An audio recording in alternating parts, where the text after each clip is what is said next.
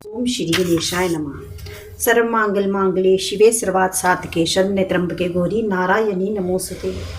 देवताओं के साथ दैत्यों का युद्ध। जन्मे ने कहा, व्यास जी, तब को ही अपना सर्व मानने वाले नर और नारायण भगवान विष्णु के अंश अवतार थे। नर और नारायण प्रहलाद का परस्पर संघर्ष क्यों छिड़ गया? व्यास जी कहते हैं, राजन, प्रत्येक युग में जगत प्रभु जनार्दन अवतार धारण करते हैं। एक बार भृगु मुनि ने भगवान को शाप देना चाहा। उनकी बात सत्य करने के लिए श्री हरि ने अवतार लेने का वर दे दिया। व्यास जी कहते हैं, राजन, भृगु जी ने शाप तो दे दिया, उसका कारण बतलाता हूँ, सुनो। प्राचीन समय की बात है। हिरण्याकशिपु नाम का एक राजा था। कश्यप जी के उसके पिता थे। उस समय कभी भी अकारण ही दैत्यों के साथ देवताओं का परस्पर संघर्ष छिड़ जाया करता था। ऐसे ही एक युद्ध में हिरण्याकशिपु के मर जाने पर प्रहलाद उत्तराधिकारी राजा हुए। उनके साथ भी इंद्र का भयंकर लड़ाई आरंभ हो गई। देवताओं ने इतनी तत्परता के साथ युद्ध किया कि प्रहलाद को हार का सामना करना पड़ा। अतएव राजन, विरोचन कुमार बलि को रज पर अभिषिक्त करके वे स्वयं तपस्या करने के लिए गंधमादन पर्वत पर चले गए। राज्य पाने पर बलि का भी देवताओं के साथ भयंकर देवासुर संग्राम छिड़ गया। इंद्र के सहायक बनकर भगवान विष्णु ने दैत्यों को रज से च्युत किया। हार जाने पर वे सभी दैत्य शुक्राचार्य को शरण में गए और बोले, ब्राह्मण, आप ऐसे प्रतापी हुए भी हमारी सहायता क्यों नहीं कर रहे हैं? व्यास जी कहते हैं, मुनिवर, शुक्राचार्य बड़े दयालु पुरुष थे। दैत्यों के कहने पर उन्होंने उत्तर दिया, दैत्यों, डरो मत। मंत्रों और औषधियों से मैं निरंतर तुम्हारी सहायता करूंगा। उस समय तक प्रतीक्षा करो। मैं अब मंत्र की प्राप्ति और अभ्यास के लिए भगवान शंकर के पास जाता हूँ। उधर दैत्यों ने तपस्वी का स्वांग बनाकर तप आरंभ कर दिया। शुक्राचार्य के आने पर प्रतीक्षा करते हुए कश्यप जी के आश्रम पर निवास कर रहे थे। कुछ समय के बाद शुक्राचार्य कैलाश पर पहुंच गए। उन्होंने भगवान शंकर को प्रणाम किया। भगवान शंकर ने एक अत्यंत कठिन व्रत करने के लिए मुनि को आदेश दे दिया। कहा, पूरे 1000 वर्षों तक नीचे सर करके कर्ण मात्र धूम्रपान करते हुए व्रत करना।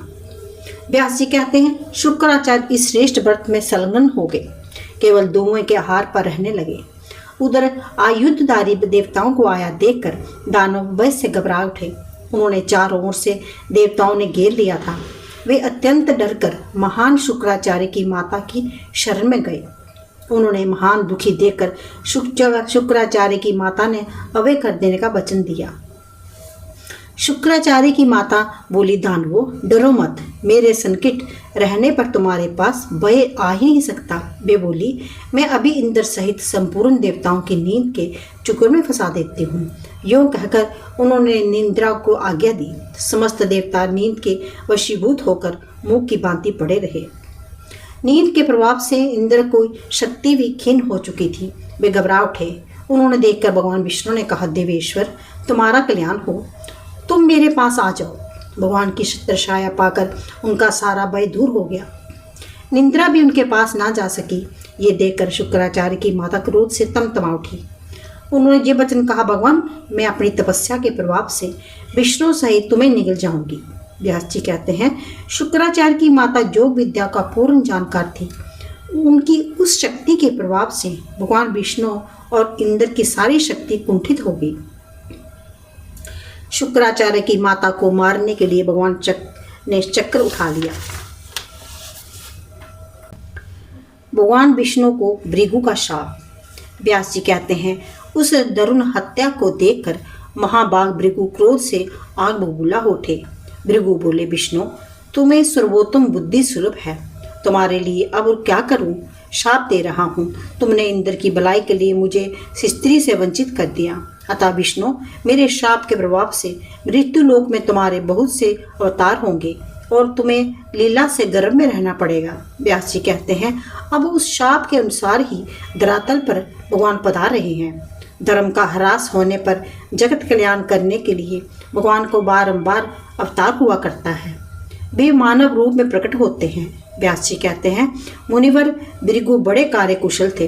क्रोधवंश भगवान विष्णु को शाप देने के पश्चात उन्होंने तुरंत पत्नी का मस्तक उठा लिया और उस दृढ़ से जोड़कर कहा, देवी, यदि मैं सदाचारी हूँ, सत्यवासी हूँ, वेदव्यासी हूँ और तपस्वी हूँ तो तपोबल से तुम्हें जीवित किया देता हूँ। जल सिंचन करते ही भृगुपत्नी के मृत शरीर में प्राण लौट आए। व्यास जी कहते हैं, हे राजन, शुक्राचार्य मंत्र प्राप्ति के लिए कठिन तप कर रहे हैं। ये समाचार सुनकर इंद्र व्याकुल हो उठे। इंद्र ने अपने गुरु बृहस्पति से कहा, ब्राह्मण, आप भी दानवों के पास जाइए और उन्हें माया के प्रभाव में फंसा लीजिए। आप बुद्धिपूर्वक विचार करके हमारे कार्य साधने को तत्पर हो जाइए। देवगुरु बृहस्पति स्वयं शुक्र का वेश बनाकर दैत्यों के पास गए।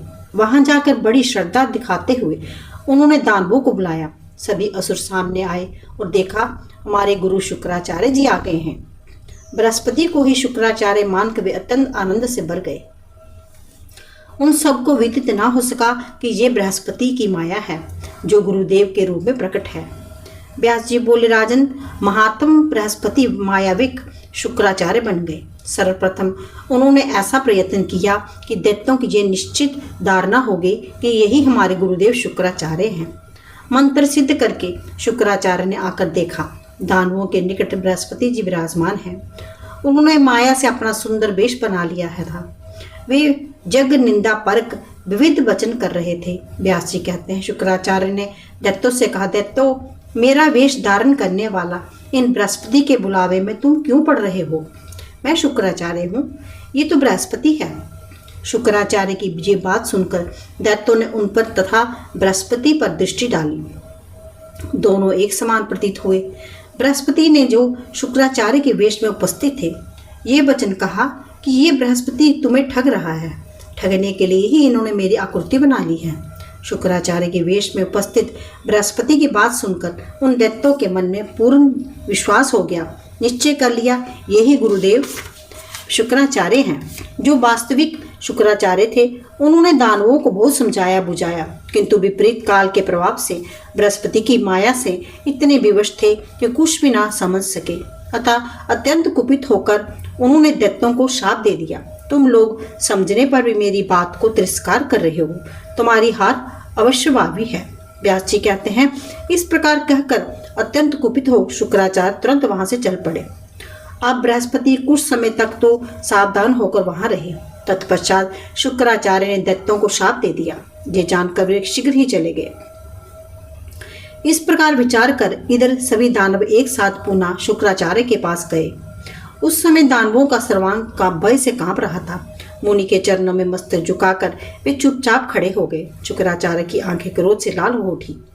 उन्होंने दैत्यों से कहा, जजमानो, मैंने तुम्हें सम्यक प्रकार समझाने की चेष्टा की, किंतु उसी क्षण तुमने कपटी बृहस्पति की माया से मोहित होकर मेरे हितकर पवित्र एवं उचित वचनों को भी अनादर कर दिया।